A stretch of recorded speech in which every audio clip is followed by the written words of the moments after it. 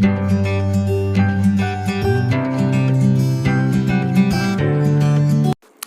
हम बनाने वाले हैं बहुत ही टेस्टी बालूशाही। और भी कई अच्छी ऐसी टेस्टी रेसिपी की वीडियोस के लिए मेरे चैनल को सब्सक्राइब कर बेल आइकॉन ज़रूर प्रेस करें।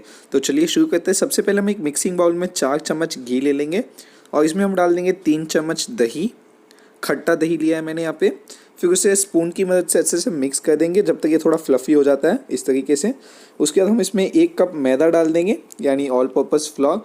इसमें 2 चिपटी जितना बेकिंग सोडा और 2 चिपटी जितना बेकिंग पाउडर, इन दोनों की मात्रा इक्वल रखेंगे और इसे अपने हाथों की मदद से अच्छे से मिक्स करके इसका एक आटा गूंद लेंगे। इसमें हमें बिल्कुल भी पानी नहीं डालना है दोस्तों। अगर आप चाहें तो इसमें हल्का सा दही या घी डाल दीजिएगा। फिर हम इसे ढक्कन लगा के साइड में रख देंगे 20 मिनट के लिए।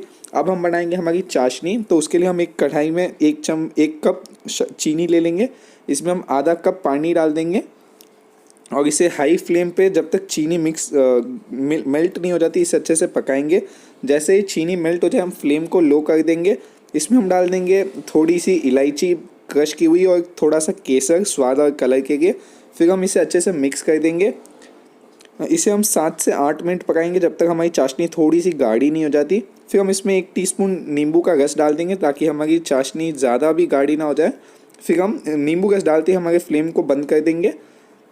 उसके बाद हमारा 20 मिनट हो चुकी है। हम हमारे डो को वापस से गोंद लेंगे अच्छे से 1 मिनट के लिए। फिर हम इसका एक छोटा सा हिस्सा अपने हाथों के बीच लेंगे और इसे रोल करेंगे अच्छे से और इसकी एक बॉल बना देंगे।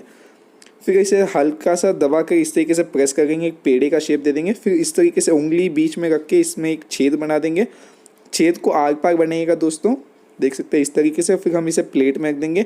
इसी तरीके से बाकी आटे की भी हम बालूशाही रेडी कर देंगे।